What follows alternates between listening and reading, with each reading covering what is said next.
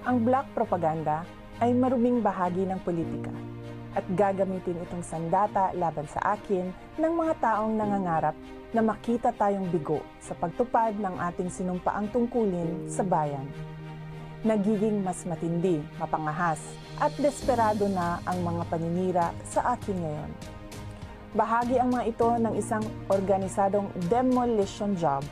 na ang layunin ay sirain ang aking integridad at gumawa ng imahe na ako ay isang mamamatay tao na korap, abusado, taksil at isang warlord.